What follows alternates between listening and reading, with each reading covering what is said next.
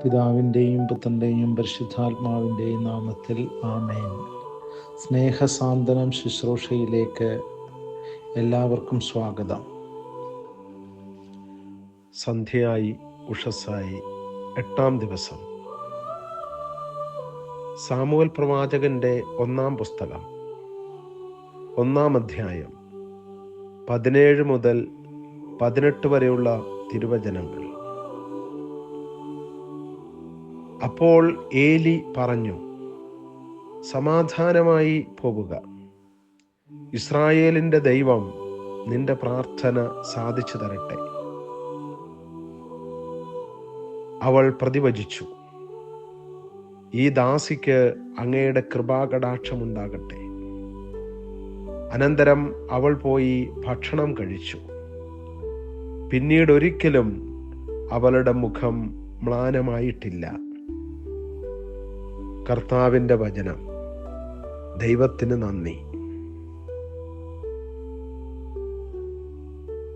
സ്നേഹിതരെ, മക്കളില്ലാത്ത ദുഃഖം കടിച്ചമർത്തി ദേവാലയത്തിലിരുന്ന് പ്രാർത്ഥിക്കുന്ന സാമുവേലിൻ്റെ അമ്മ ഹന്നയോട് ഏലി പുരോഹിതൻ പറഞ്ഞു, ദൈവം നിന്നെ അനുഗ്രഹിക്കും. അവൾ കർത്താവിൻ്റെ വചനം വിശ്വസിച്ചു. ദൈവം അവളെ കടാക്ഷിക്കുകയും അവൾ സാമുവേലിന് ജന്മം കൊടുക്കുകയും ചെയ്തു. അവളുടെ സങ്കടം കർത്താവ് കാണുകയും അവളെ കർത്താവ് അനുഗ്രഹിക്കുകയും ചെയ്യുന്നതായി സാമുവേൽ പ്രവാചകന്റെ ഗ്രന്ഥം 1-ാം അധ്യായത്തിൽ നാം കാണുന്നു. കണ്ണുനീരിൻ്റെ പ്രാർത്ഥനയാണ് ഹന്ന ഉയർത്തുന്നത്. സാമുവേൽ കണ്ണുനീരിൻ്റെ പുത്രനാണ്. ഹന്ന പിന്നീട് ഒരിക്കലും കരഞ്ഞിട്ടില്ല. എന്തെന്നാൽ കരയരുത് എന്ന് പറയാൻ അധികാരമുള്ള ദൈവം അവളെ കടാക്ഷിച്ചു. അങ്ങനെ അവൾ ഒരു കുഞ്ഞിന് ജന്മം നൽകി. അവൾ ഉച്ചത്തിൽ വിളിച്ചു പ്രാർത്ഥിച്ചു. ദൈവത്തിന് നന്ദി പറഞ്ഞുകൊണ്ട് അവൾ സ്തുതിച്ചു, പാടി. വന്ധ്യ 7 പ്രസവിക്കുന്നു, സന്താന സമ്പത്തുള്ളവർ നിരാലംബയാകുന്നു. അങ്ങനെ ഹന്നയുടെ കീർത്തനം അനുഗ്രഹ കീർത്തനമായി വിശുദ്ധ ഗ്രന്ഥം നമ്മുടെ മുമ്പിൽ വിളമ്പുന്നു. പ്രിയമുള്ളവരെ,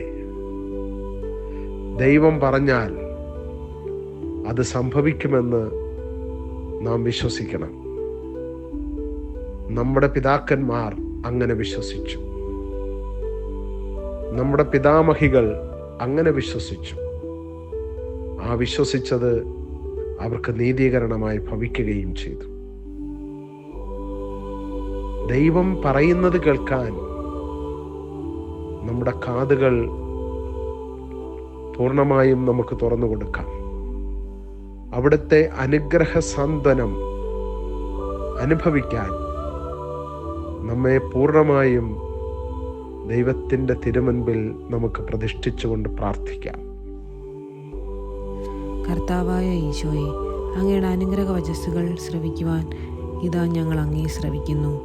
ഞങ്ങളുടെ ജീവിതത്തിലെ ദുഃഖങ്ങൾ ഞങ്ങളുടെ ജീവിതത്തെ മ്ലാനമാക്കുമ്പോൾ അങ്ങയുടെ പക്കലേക്ക് തിരിയുവാനും അങ്ങയുടെ ആശ്വാസവചനങ്ങളാൽ പൂരിതരാകാനും അങ്ങനെ ഞങ്ങൾ ആത്മീയ സന്തോഷം അനുഭവിക്കുവാനും പരിപൂർണമായും അങ്ങേ വചനത്തിൽ ആശ്രയിക്കുവാനും അങ്ങയുടെ വചനത്താൽ ഞങ്ങളെ അനുവദിക്കണമേ. അങ്ങയുടെ വചനത്തിൽ ആഴത്തിൽ വിശ്വസിച്ചുകൊണ്ട് ആ വചനത്തിൻ്റെ അഭിഷേകത്താൽ ജീവിതത്തിൽ മുന്നോട്ട് നീങ്ങുവാൻ ഞങ്ങളെ അനുവദിക്കണമേ. ആമേൻ.